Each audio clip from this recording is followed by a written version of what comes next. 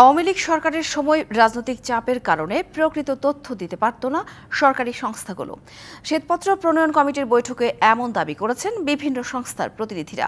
বৈঠক শেষে কমিটির প্রধান ডক্টর দেবপ্রিয় ভট্টাচার্য জানান, বিদায়ী সরকারের সময় যেসব প্রাক্কলন হয়েছে তার ভিত্তি অত্যন্ত দুর্বল। তিনি জানান, পর্যায়ক্রমে জাতীয় আয় বা জিডিপি প্রবৃদ্ধি এবং মূল্যস্ফীতি গণনার পদ্ধতিও খতিয়ে দেখা হবে।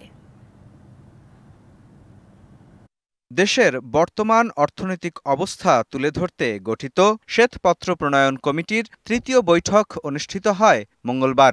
এদিন সরকারি ২৪টি দফতর অংশ নেয়। পরে কমিটির প্রধান জানান, কর্মকর্তারা জানিয়েছেন গেল সরকারের রাজনৈতিক চাপের কারণে প্রকৃত তথ্য দিতে পারত না সংস্থাগুলো। যেই সমস্ত প্রাক্কলনগুলো করা হয় সেই প্রাক্কলনগুলোর বস্তুগত ভিত্তি অত্যন্ত দুর্বল। অনেক সময় যারা প্রাক্কলন তৈরি করেছেন তারা অসহায় বোধ করেছেন, ওই প্রাক্কলন দিতে বাধ্য হয়েছেন। এই কথাটা অনেক বড়ভাবে এসেছে। ঠিক বললাম কিনা? International Standard University, New Dimensions in Education.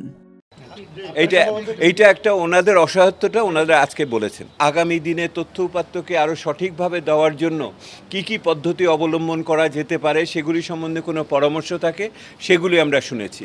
এ সময় তিনি জানান, জিডিপি প্রবৃদ্ধি ও মূল্যস্ফীতি গণনার পদ্ধতিও খতিয়ে দেখবে শ্বেতপত্র প্রণয়ন কমিটি। যেসব তথ্য উপাত্ত এসেছে তার প্রত্যেকটি যাচাই বাছাই করা হবে। পূর্ণাঙ্গ বিশ্লেষণ ছাড়া এ বিষয়ে কোনো মন্তব্য করবে না কমিটি। রিপোর্টে কি থাকছে বা রিপোর্টে আমরা কিভাবে কি পেলাম, এইটা বলার সময় এখনো আসে নাই।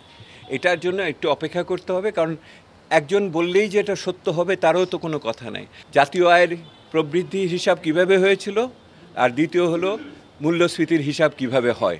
এই দুটো বিষয়কে আমরা কি বলে এটাকে স্যাম্পল হিসেবে গভীরে যেয়ে দেখার সিদ্ধান্ত করেছি।